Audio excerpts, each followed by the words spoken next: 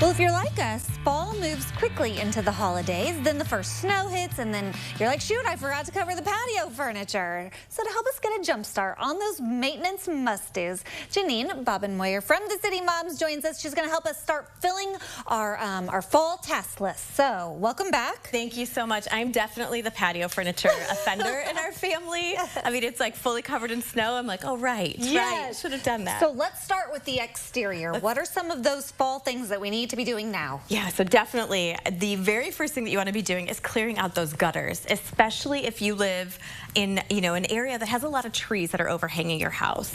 So you have to know, this is really interesting, 600 gallons of water come out of just 1 inch of rain. So that's how much water your gutters are displacing from your home.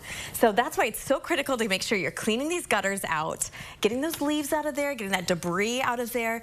Maybe 2 to 3 times in the season. Oh my. Is what's recommended, especially again if you have a lot of trees that are overhanging. Wow, I don't think we've cleaned our gutters once, so that's good to know. Well, and you would be perfect then for gutter guards, which are something that you can purchase and install your own, or you can have a gutter company do for you. Yes. So those are going to cover that up and make sure that that debris is not getting stuck in there. Or you just say, TJ, how about you go take a look at those gutters, right? Okay. I love our little prop here, by the way, too. This is perfect. Yeah, so the next thing you want to be doing exterior is cleaning up those leaves, because the last thing you want is to be in March and trying to move damp, just damp and gross leaves. A lot of cities are going to start doing that leaf collection along with your trash beginning of November typically for about 4 weeks. So check your municipality or city site.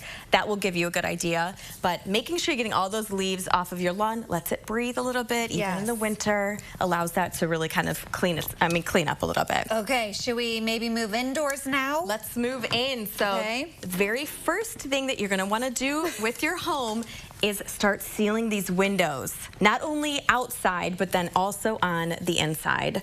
That's going to be critical to keeping everything in your home warm during the winter. I mean, that's kind of key for us here in the Midwest. Yes. So caulking, sealing, all of those windows. You can also buy those seal kits at, Meijer and Target, which you can put on the inside. It's kind of like a sheet of plastic. Help keep that warmth in. We don't have time to heat the outdoors. Right, exactly, exactly. But, let's talk about air conditioners. Air conditioners and any of your HVAC. You want to have those inspected before winter hits. Make sure that everything's in working order. Key thing with your air conditioning unit, not a lot of people do this, cover that though, because that is an area that will be kind of drafting then into your home and having this warm air kind of come out. Yes. So that'll be critical. Another thing that you want to be doing, adjusting your thermostats. This is a great time of year. If you have a Nest at home, it's smart enough to do that for you, but when you adjust your thermostats, you want to make sure you're keeping, again, all that warm air in here. So something else I don't really think about is my ceiling fan. It seems to never turn off during the summer, spring months,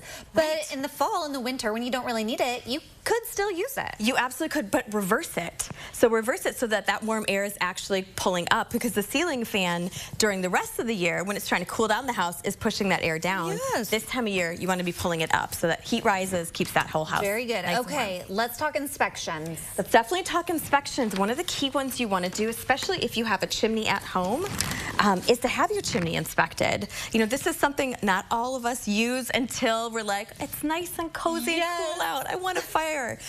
So you want to make sure all that debris is cleared out of your chimney. You're not causing anything to back up into the house. So that's going to be a really key one. Another one's plumbing. So if you have pipes that are facing that exterior wall of your house, those are the ones that are going to be most susceptible to freezing. So having a plumbing inspection done as well this time of year, really going to be critical. Okay, and smoke detectors maybe. Yeah, let's talk about safety, because this is a great time of year to start thinking about that. So your smoke detectors, your carbon monoxide detectors that you have should have those not only in the hallways, but in every large major room of your home. Okay. Check those, make sure batteries are working. This is the time of year to do that. Okay, very good, so that we won't have any problems when it really is cold come winter. Yes, exactly. Great tips. All right, if people want to learn more, they want to connect with the City Moms, what's the best way to do that? Find us at thecitymoms.org. Lots of great blog posts to help get you through the fall and winter. Yes, it's a great resource, and it's free, which is so great. Yep, we have a membership for all parents. parents, so if they come over and join us for free, we'll help